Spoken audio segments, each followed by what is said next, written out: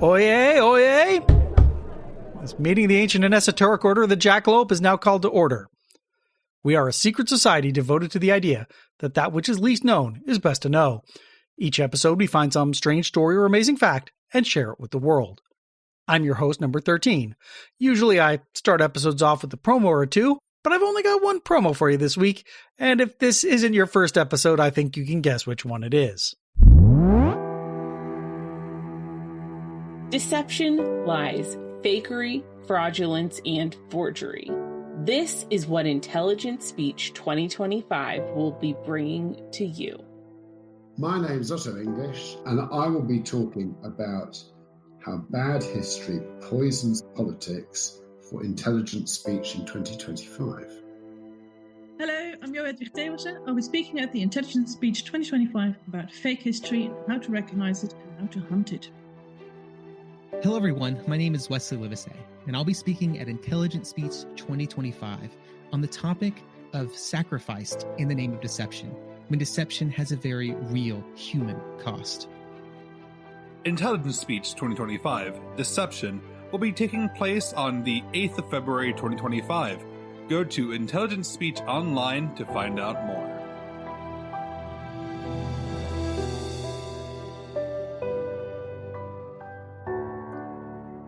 February 8th, 2025? That's this coming Saturday! You are almost out of time to register. And when you do, don't forget to take 10% off the price of your ticket with the promo code Jackalope.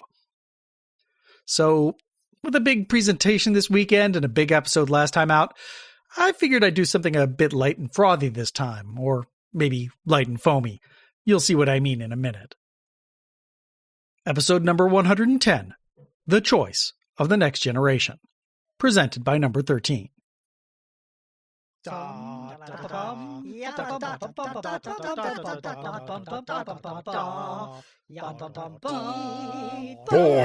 the balance of power in the Cola Wars has been shifting under the ruthless assault of the challenger brands. There are heroes on both sides. Evil is everywhere. In a stunning move, the once dominant Coca-Cola Company has swept into the National Aeronautics and Space Administration and is planning to send its signature beverage into orbit. In an attempt to stop their arch rivals from claiming cola supremacy for all time, the underdogs at PepsiCo have launched a desperate mission to ruin the publicity coup.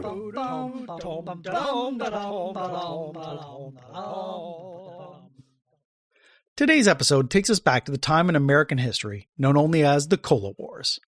If you're not a veteran of those dark days, you may be utterly confused by everything I just said. Unfortunately, this episode is not about the Cola Wars as a whole, just one particular skirmish. If you want to know more, You're Wrong About has a pretty good episode about the topic, and I'll link to it in the show notes. If you don't want to know more, you just need to know that for several decades, Coke and Pepsi were locked into a battle for market dominance, and both sides were taking it way too seriously. By the middle of the 1980s, things were really getting out of hand. The Pepsi Challenge claimed that in blind taste tests, folks preferred Pepsi to Coke, though their experimental controls left much to be desired.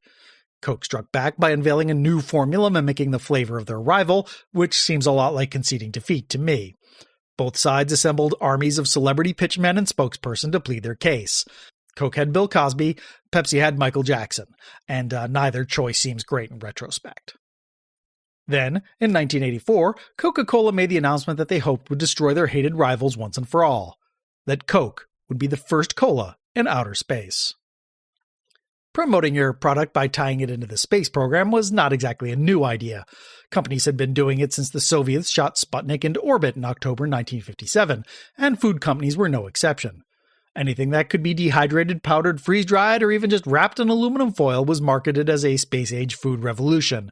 That included ice cream, Pop Rocks, instant mashed potatoes, and even granola bars and textured vegetable protein. Of course, almost none of these products actually had anything to do with the space program. Astronaut ice cream, for instance, is so dry and powdery that it would actively create a problem on a space flight.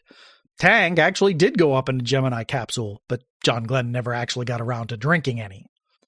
Actual astronaut foods tended to be anything that could be homogenized into a smooth paste, crammed into an aluminum tube, and irradiated to the point where it would be shelf-stable for decades. They tended to be nutritious, but not exactly flavorful, though NASA's food scientists were always working hard to fix that. space presented several unique problems for beverages. In microgravity, liquids tend to form into free-floating spheres held together by surface tension. When that surface tension gets broken by contact with a solid, the liquid tends to spread out and form a thin film over that solid. Given that the interior of space capsules are filled with expensive and extremely fragile electronics, free-floating liquids were a recipe for disaster. As a result, astronauts tended to sip their water from concertina-style collapsible containers with squirt valves. And usually it was just water.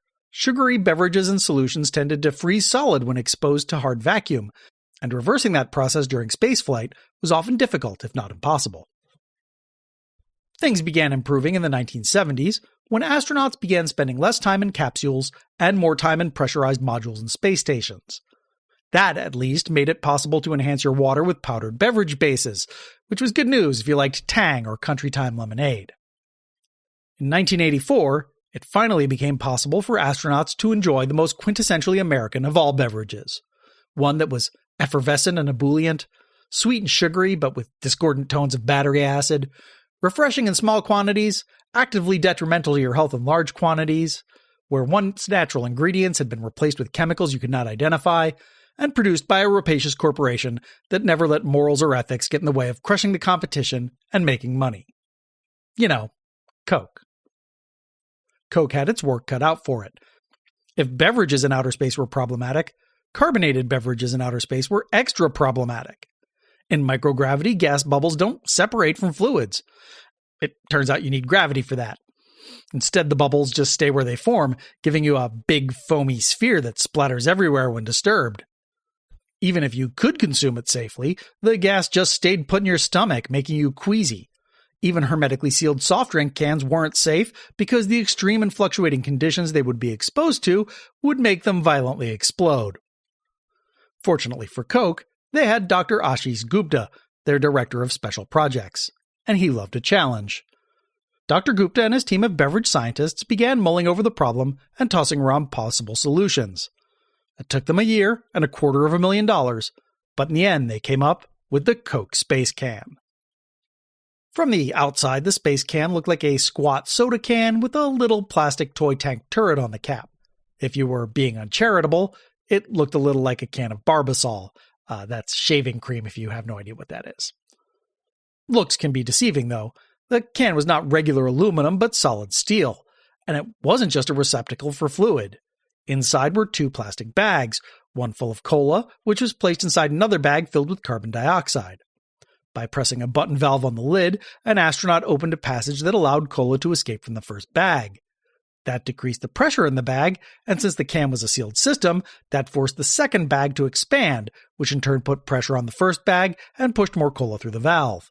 This created a steady and easy-to-drink stream of cola with minimal splatter and leakage. Essentially, it was an aerosol can full of soda. That sounds like a pretty obvious solution to the problem in retrospect, but it really isn't all that obvious if you don't know the solution. It really was quite ingenious. Coke filed for a patent on the can design and then reached out to NASA to talk them into making the Space Can part of the Space Shuttle program's regular food options. The agency was surprisingly open to the possibility. Of course, the can would have to be tested before anything could be approved, and they also would not give Coke special treatment. Testing the can would have to follow all the standard rules and regulations. That meant going through the regular approval process for experiments, and if the experiment was successful, allowing the agency to have free and unlimited access to the underlying technology so it could produce its own space cans. That was fine by Coke. Dr. Gupta drafted a formal proposal for testing the Space Can, the Carbonated Beverage Dispenser Evaluation, or CBDE, and submitted it through the usual channels. It sailed through the approval process and was scheduled to go up in April 1985 on the Space Shuttle Discovery's STS-51D mission. For everyone involved, this was a win-win situation. Coke would get their can tested and some much-needed publicity. NASA would also get publicity, which they desperately needed as interest in the space program was on the wane. Real scientific principles would be tested, and the technology behind the Space Can seemed like it might have application outside of Coke's very limited interests. For the astronauts, it would be a fun diversion, a silly way to unwind after an otherwise very stressful mission. The problem was everyone who wasn't involved, which is to say, Pepsi. When Pepsi saw the press release Coke put out about the CBDE, their board of directors went ballistic. There was no way in hell they would allow their arch rivals to be the first and only cola in space. That would be the advertising coup of the century. Fortunately for Pepsi, it had friends in high places.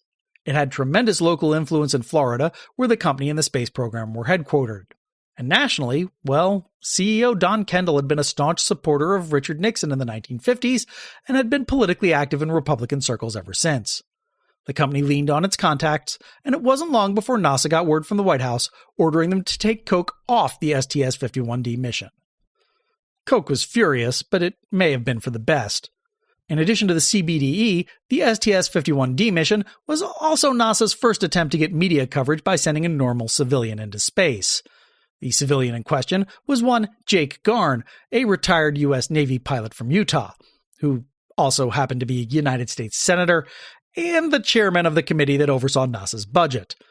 Garn was given a largely do-nothing job as a payload specialist and as a test subject for onboard medical experiments. The idea was not particularly well received at the time.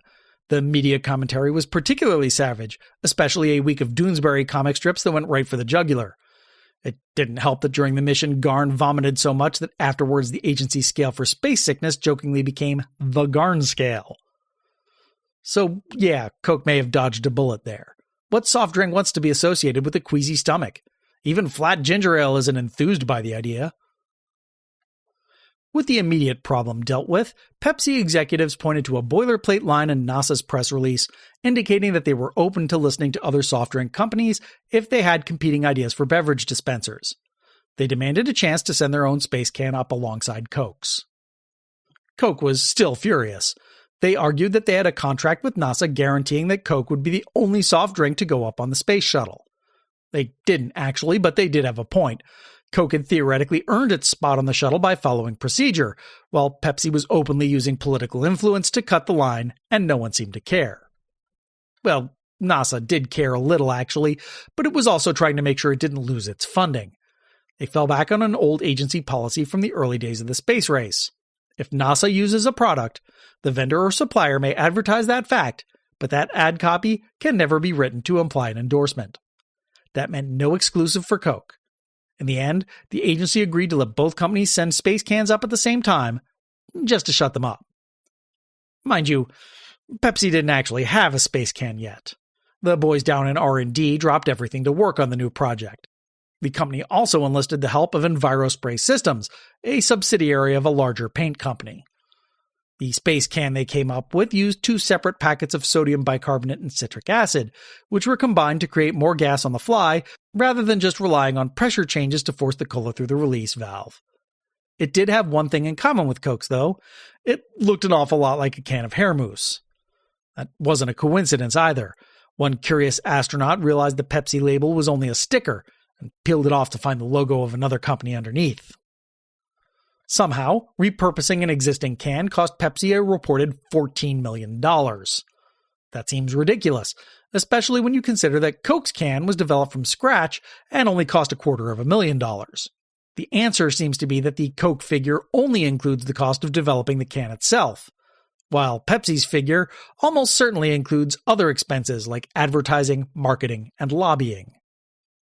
Now that both companies had cans ready to go, the CBDE experiment was back on. It was scheduled to go up on the Challenger as part of the STS-51F Space Lab 2 mission in July 1985. During the long months of delay, though, NASA had begun having second thoughts. They had wanted the additional publicity that Coke would bring to the program, but once Pepsi became involved to drag the CBDE into the Cola Wars, the atmosphere changed, becoming sensationalistic and circus-like. It was too late to back out, but they could certainly throw cold water on the cola company's advertising plans. The experimental protocol was revised. During the tests, the cans would be covered so astronauts could not see the logos. No photographs would be taken of the astronauts with the cans or of the tests themselves. After the mission, there would be no public discussion of how the space cans performed or if the astronauts enjoyed their contents. The companies would be provided with data collected from the astronauts through questionnaires and nothing more. E-cola companies were not happy about that and began pressuring the agency, which could not make up its mind whether to cave or show some spine. First, they relented and allowed the tests to be photographed. Then they said the tests wouldn't be photographed, but the cans would be uncovered. Then they said there would be photos but no video. These changes happened on an almost daily basis, and everyone had to be communicated to the astronauts in training as they completed their final launch prep. Every minute spent on this silliness was eating up time that could be devoted to other, more serious experiments that were to be run during the mission. The day before launch, payload specialist Lauren Acton could take it no longer.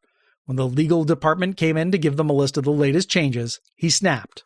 We've been getting ready for this mission for 7 years. It contains a great deal of science. We have a very short time to talk about the final operational things that we need to know. We don't have time to talk about this stupid carbonated beverage dispenser test. Please leave. The lawyers left, and the astronauts got back to more serious business. The scene at Cape Canaveral on July 29, 1985 was wild. The cola company's street teams worked the crowd, handing out t-shirts. Coke said, "Drink Coca-Cola," and Pepsi said, "One giant sip for mankind." Ads ran in every television market, in every time slot. Coke's Dr. Gupta was on hand for media interviews and could not hide his excitement. Do you know why I'm excited? Because when you have something that you believe in, something that you know is fantastic, you want everybody to know about it. This is it. His Pepsi counterpart, Tom Williams, Vice President of Technical Services, was more restrained, noting that right now outer space was a very small market, but one that was symbolic on how we view the future and future generations. The Challenger launch went off without a hitch. Once in space, the astronauts decided they would run the carbonated beverage dispenser evaluation first, just to get the damn thing out of the way. The crew had been divided into two teams. The red team would test the Coke cans, and the blue team would test the Pepsi cans. It was decided the red team would go first, since Coke had approached the agency first. 8 hours later, it was Pepsi's turn. Though the agency had earlier decided not to report the results of the test, the astronauts were not shy about sharing how it had gone. Unsurprisingly, Coke's thoughtfully engineered space can worked pretty well, dispensing an even stream of mildly carbonated cola. Pepsi's slapdash space can served up too many bubbles, making the fluid borderline undrinkable. How about flavor? Well, there were no winners in that department. The Space Shuttle didn't have a refrigerator because refrigeration creates condensation, and in microgravity loose droplets of water are a big problem. That meant the cans were warm, and Mission Commander Bob Fullerton put it most succinctly. Warm cola is not on anybody here's favorite list of things. The astronauts had taken a few sips of their drinks, but no one was eager to finish an entire can. The attempt to recreate the Pepsi challenge in space had, fizzled out and fallen flat. And that more or less was that. The Space Cola Wars were over. 2 of the empty space cans were donated to the Smithsonian Institution. Every now and then you can see them on display at the National Air and Space Museum in Washington, D.C. Not right now, though. The rest went back to their respective companies. As far as Pepsi was concerned, a stalemate was as good as a win. After all, their primary goal had been to spoil Coke's PR stunt, and they had done that. Their subsequent forays into space more or less confirmed that, as far as they were concerned, the Space Cola Wars had been about publicity. In 1996, they paid the Russian space program $5 million to take an oversized Pepsi can to the Mir space station and film some cosmonauts manhandling it during a spacewalk, just so they could use the footage in an advertisement. At the time, it was the most expensive television commercial ever filmed, which is astonishing given how cheap-looking and forgettable it is. Later, their fast food subsidiary Yum Brands followed in the parent company's footsteps by launching a KFC chicken zinger into the stratosphere and plastering the Pizza Hut logo on the side of Russian booster rockets. Coke tried to salvage some of their dignity by declaring that their can had been tested first, making them the first cola in space. The choice of which cola to try first had been arbitrary, but that didn't stop the company from running ads touting their products out of this world taste. Coke's later forays into space, though, showed that they were actually the real thing. They got a patent for the space can, which Pepsi did not bother to do, then set about improving it based on the feedback that they'd received.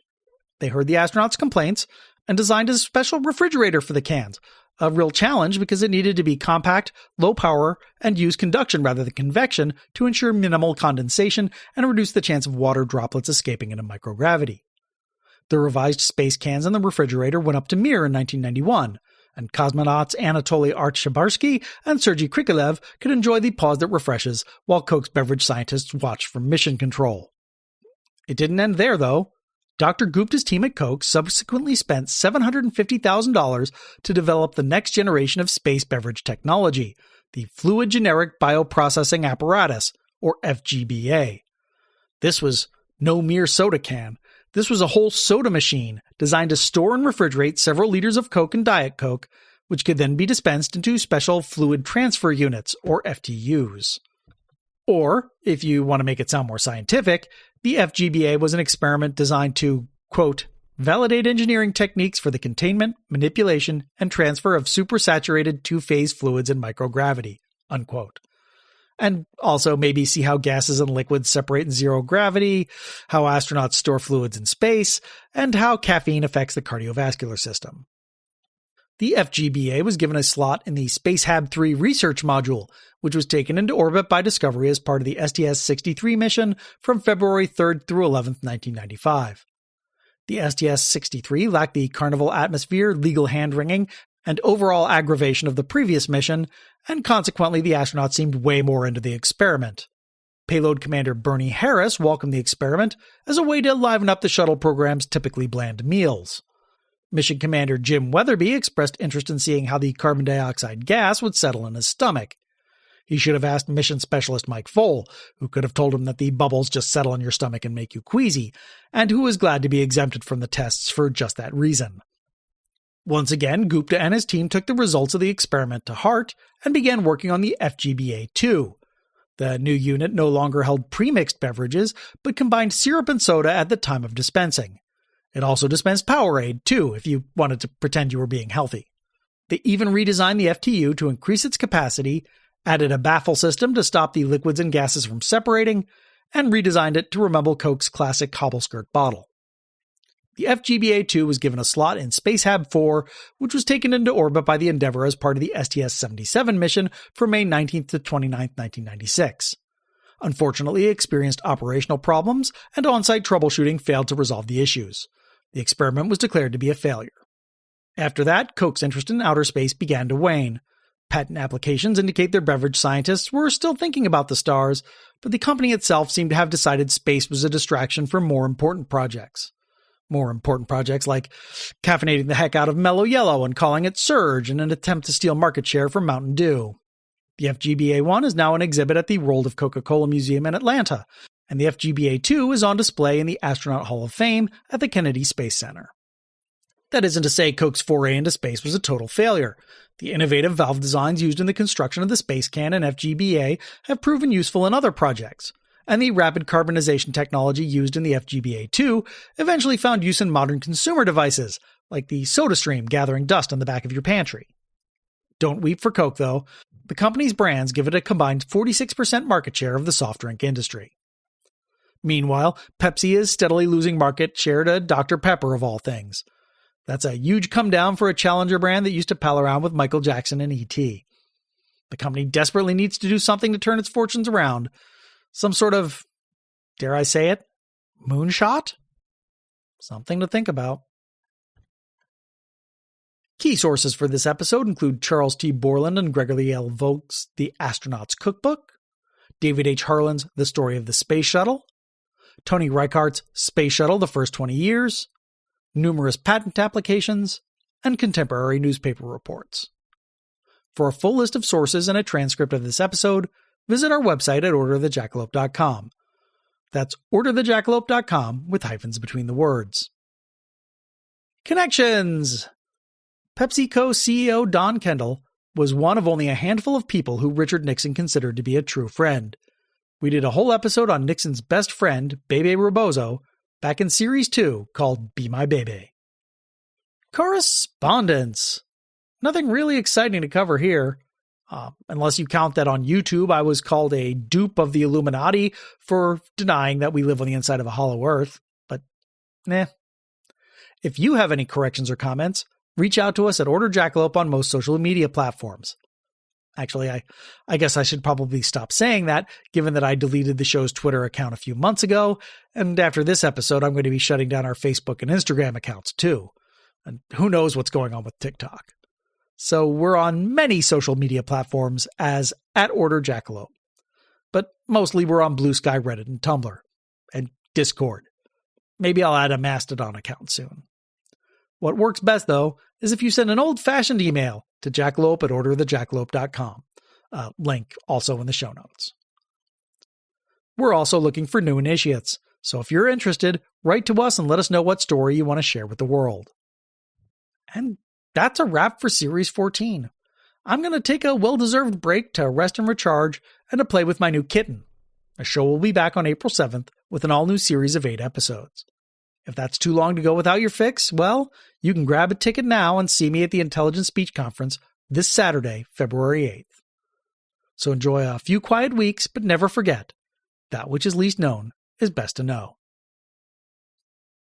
The Choice of the Next Generation was produced by David White for the Ancient and Esoteric Order of the Jackalope and is released under a Creative Commons Attribution Non-Commercial Share-alike 4.0 International License. All rights reserved, all wrongs reversed.